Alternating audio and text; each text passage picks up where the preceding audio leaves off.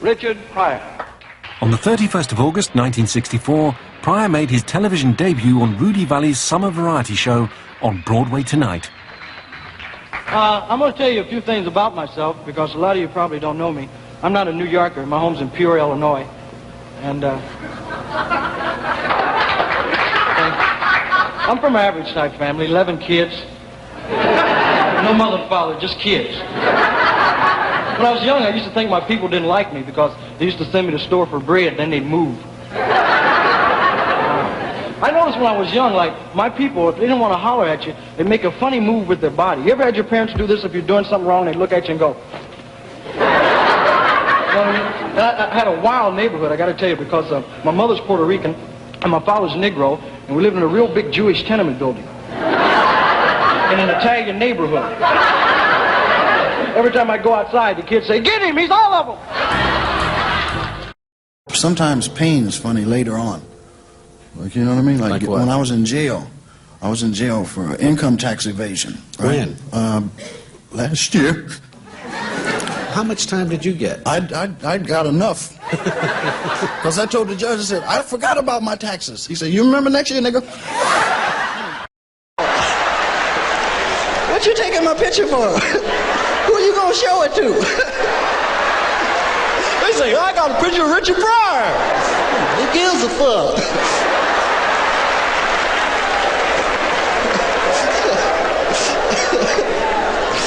Sit your ass down.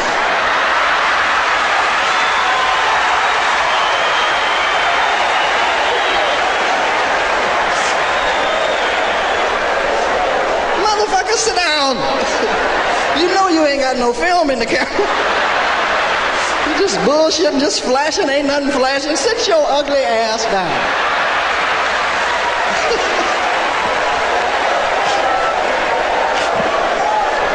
Thank you. And go right to your seat. Exit. I don't want to never see no more police in my life. At my house. Taking my ass to jail. For killing my car.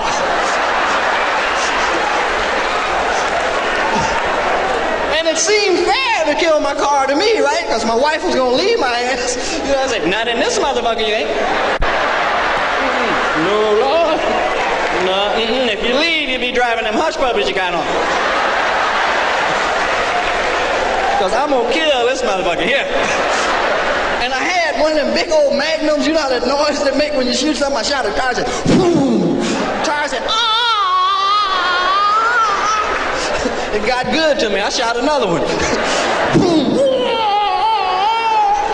And that vodka I was drinking said, go ahead, shoot something else. I shot the motor fell out the motherfucker, right? The motor said, fuck it. Then the police came, I went in the house. Because they got magnums too. And they don't kill cars. They kill niggas. Ali, man, I got in the ring one time. Ali, man, is awesome. A nigga, I was in a benefit with him just for fun boxing. And just to get in the ring with a nigga, your heart go, No, because something makes you say, you know, I'm in this motherfucking ring and shit. And does everybody know this is for fun? You know, because a nigga be fucking with you, right? As soon as you get in the ring, Ali be talking about. I said, wait a minute, does this nigga know this is a benefit? He ain't supposed to hit my ass up in this motherfucker? And the nigga is so fast, you don't see his punches till they coming back. That's all you see, right? In your mind be saying, wait a minute now. There was some shit in my face a minute ago, I know that.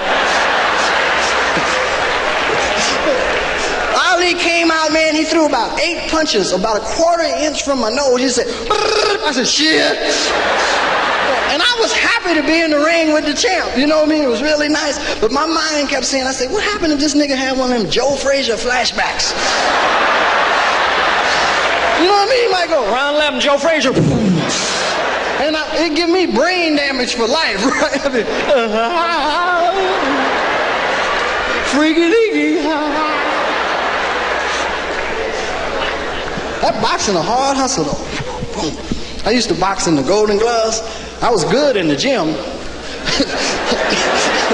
It was in the ring where I had my trouble. I was a motherfucker in the gym hitting the heavy bag, you know, pound, pound, pound, because the bag don't move.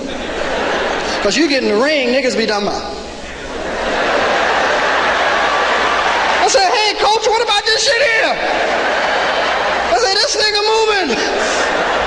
And I always had to box them dudes that looked like they just killed their parents. You know, you ever seen them niggas with them big rusty ass hands? Kind of hand you can strike a match in the middle of it.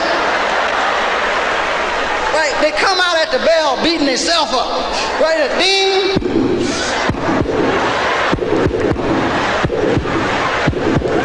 I said, well, he don't give a fuck about me. He kicking his own ass.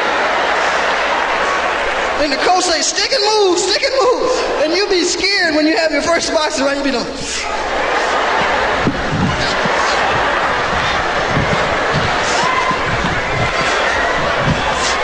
And you get one in, right, pip, you look at your own shit, you say, hey, this shit might work.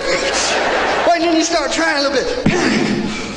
Ping, pip, ping, pip, ping. Then it get good to you, right? Ping, ping.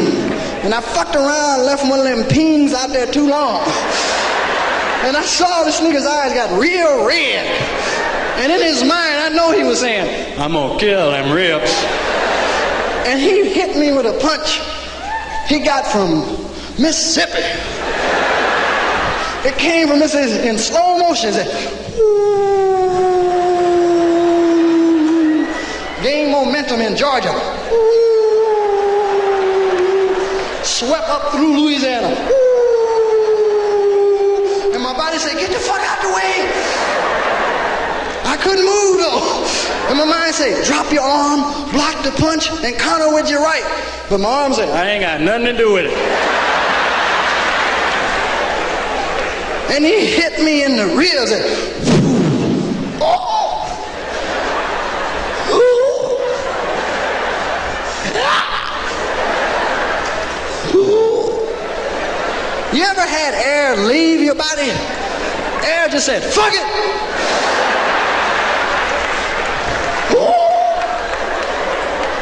And then he saw my other side was weak. He said, oh, you want some air?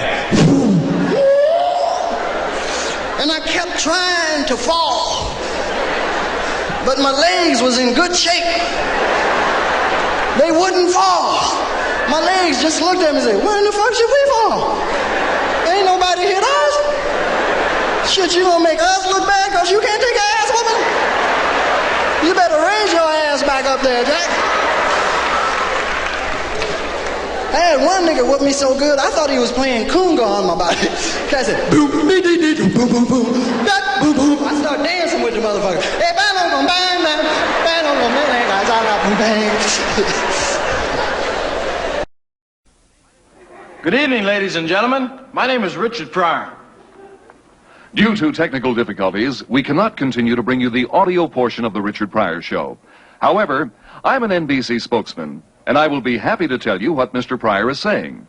I will now read from tonight's network-approved script. Gosh, I'm just pleased as punch to be continuing on as part of the NBC family. They truly understand me, and have been oh so fair. After all, I'm only here to please. They only hired me to do what I do best, be humble. Later, I'll share my recipe with you for good old American pie.